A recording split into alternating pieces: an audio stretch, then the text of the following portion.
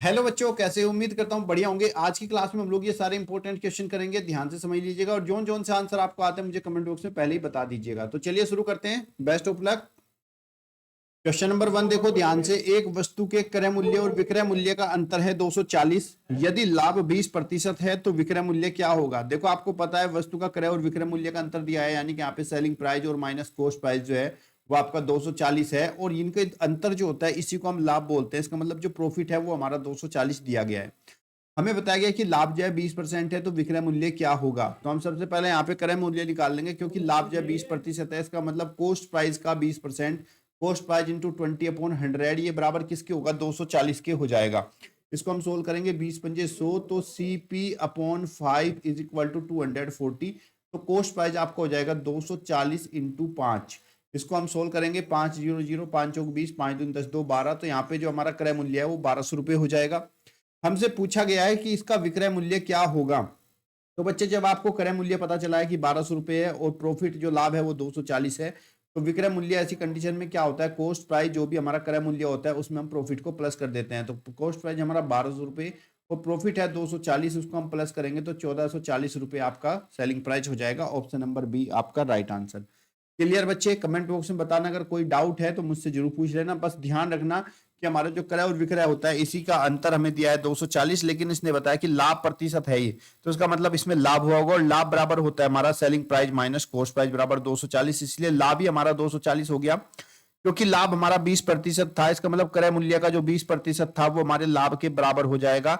इसकी सहायता से हम 20×100 तो CP/5 बराबर 240 तिरछी गुना करिए, हमने यहाँ पे हमारा कॉस्ट प्राइस आ गया जिसको क्रय मूल्य बोलते हैं, और विक्रय मूल्य बराबर होता है क्रय मूल्य प्लस में लाभ। क्रय मूल्य 1200 है, लाभ हमारे 240, तो हमारा 1440 उत्तर आ गया। अगर कोई डाउट है अभी तो कमेंट बॉक्स में जरूर पूछ लेना। अगला प्रश्न देखिए, बहुत ही ज्यादा इंपॉर्टेंट है और चुटकियों में हम इसको सोल्व कर सकते हैं। क्वेश्चन में कहा गया है, यदि विक्रेता एक कुर्सी को 15% लाभ के स्थान पर 8% लाभ पर बेचता है और तो उसे 56 रुपए कम मिलते हैं, कुर्सी का क्रय मूल्य क्या होगा? अगर हमें कुर्सी का क्रय मूल्य बताना है और 2 बार इसको बेचा गया है अलग अलग लाभ पर, और उसमें जो है जितने भी कम अधिक पैसे मिलते हैं तो उसके अकॉर्डिंग हम सोल्व करेंगे। तो यहाँ पर कितने 56 रुपए कम मिल रहे हैं, तो हम लिखेंगे 56। जो भी हमें कम ज्यादा मिलता है उसमें मल्टीप्लाई करिएगा 100 से, और जो दोनों बार बेचा गया लाभ है उसका अंतर से इसको भाग कर देना, यानी कि 15 - 8 से हम इसको डिवाइड कर देंगे। 56 × 100, 15 में से 8 गया 7, 7 से 56 कटेगा, 7 8 जा 56, 8 की 100 से गुणा करेंगे 800। ऑप्शन नंबर बी आपका राइट आंसर। क्लियर बच्चे? बहुत ही आसान है। जब वस्तु को अलग अलग लाभ पर बेचा जाता है तो ऐसी कंडीशन में जितने भी कम अधिक रुपए मिलते हैं उसकी 100 से गुणा करनी है और डिवाइड बाय जो भी दोनों का लाभ है उनके अंतर से। कभी कभी हानि भी पूछ लेगा, तो ऐसे में हानि के अंतर से करेंगे। अगला प्रश्न देखिए, ये भी बहुत ही अच्छा प्रश्न दिया था जवाहर नवोदय में, और इसमें जो है काफी बच्चे अटक गए थे। काफी आसान सवाल था। किसी दुकानदार को 16 रुपए प्रति किलोग्राम की दर से चीनी बेचने पर 20% की हानि होती है। किस दर से चीनी बेचे कि उसको 10% का लाभ हो जाए? तो पहले उसने चीनी बेची और फिर से पूछ रहा कितने बेचे, तो इसके लिए हमें जो है सेलिंग प्राइस निकालना है। तो उसके लिए क्या करेंगे, देखो पहले उसने 16 रुपए प्रति किलोग्राम की दर से बेची थी, तो आप जितने किलोग्राम उसने पहले बेची उसको डिवाइड करेंगे। अगर यहाँ पे हानि हो रही है 20% की हानि हो रही है तो माइनस करके 100 - 20 लिखेंगे, यानी कि 80, और मल्टीप्लाई करेंगे। अगर दूसरी बार में बेचने पर उसको लाभ हो रहा है तो 100 में इसको प्लस करके मल्टीप्लाई करेंगे 110। ध्यान रखना, अगर हमें हानि होगी, लॉस होगा, तो 100 में से उसी हानि को माइनस करके लिखेंगे, और अगर हमें लाभ होगा तो 100 में उसी लाभ को हम प्लस करके लिखेंगे। बस ये ध्यान रखना है। सोल्व कर देंगे, 0 से 0 कैंसिल, 8 दूनी 16, 11 दूनी 22। तो अब उस चीनी को जो है 22 रुपए प्रति किलोग्राम बेचेगा, तब जाकर उसको 10% का लाभ हो जाएगा। अगला सवाल देखिए, एक रेडियो को 680 रुपए में बेचने पर दुकानदार को 120 का घाटा हो जाता है। 120 का लाभ कमाने के लिए रेडियो को कितने में बेचना होगा?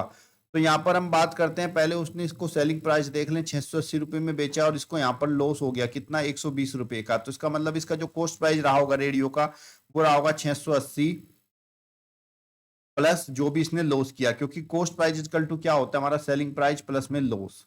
तो उसको हम प्लस करेंगे तो आपको हो जाएगा 6 और 1 7 और 1 8, 800 रुपए जो है इसका कॉस्ट प्राइस हो जाएगा। अब ये कह रहा है 120 रुपए का लाभ कमाने के लिए इसको कितने में बेचना पड़ेगा, तो दूसरी बार में दूसरा सेलिंग प्राइस निकालेंगे, और सेलिंग प्राइस बराबर क्या होता है? कॉस्ट प्राइस प्लस में जो भी आपको प्रॉफिट हुआ है।